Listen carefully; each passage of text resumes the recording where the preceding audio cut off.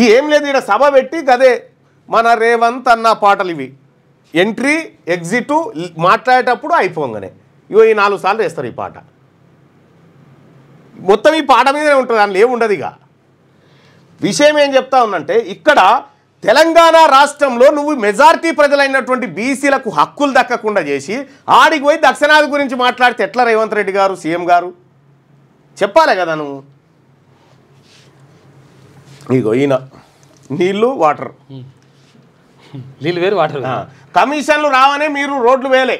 BRS నేతలపై మంత్రి Komatireddy fire. 10 ఏళ్లలో కంటే 15 నెలల్లోనే ఎక్కువ రోడ్ల అభివృద్ధి. ఇప్పటి వరకు 4,000 కోట్ల విలువైన పనులు శాంక్షన్. పీపీపీ మోడల్ ప్రపోజల్ లేదు. శ్యామ్ మోడల్లో రోడ్ల డెవలప్మెంట్. రోడ్లను పట్టించుకోకుండా గత మంత్రి చండీయాగాలపైనే ఫోకస్. 7 ఏళ్ల నుంచి ఉప్పల్ ఫ్లైఓవర్ కూడా పూర్తి చేయలేదు. బుకాయించడంతో బీఆర్ఎస్ నేతలు పర్ఫెక్ట్ అని కామెంటు. మంత్రి వెంకటరెడ్డి చెప్పేవన్నీ అబద్ధాలే. బీఆర్ఎస్ నిజంగా వాస్తవానికి వెంకటరెడ్డి గారు చెప్పి అన్నీ అబద్ధాలే.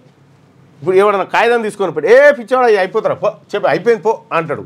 ఆడికి పోతే కాదు. ఇక ఈ ఉప్పల్ ఫ్లైఓవర్ ఉందా, దీన్ని చూసిపోయింది ఇదివరకు వచ్చేసారి. ఎందుకు ఇది మార్చి పారేస్తున్నాం అయిపోతుంది అని చెప్పాడు. 7 గొంగడ అన్యం ఉంది. వాస్తవానికి వెంకటరెడ్డి గారు మరి అట్లా ఎందుకు అయిపోయాడో కానీ మొత్తానికి ఆగమాగం మనిషి. ఇంకో మరి ఈయన తీసేసి ఇలా తమ్ముని పెడతారట, ఏందో మరి అది. కమిషన్లు రావనే గత బీఆర్ఎస్ నేతలు రోడ్డు వేయలేదని ఆర్ఎండ్బి మంత్రి కోమటిరెడ్డి వెంకటరెడ్డి అన్నారు. 10 ఏళ్ల బీఆర్ఎస్ పాలనలో కంటే తమ 15 నెలల కాలంలోనే రాష్ట్రంలో రోడ్ల అభివృద్ధి ఎక్కువ చేశామని తెలిపారు.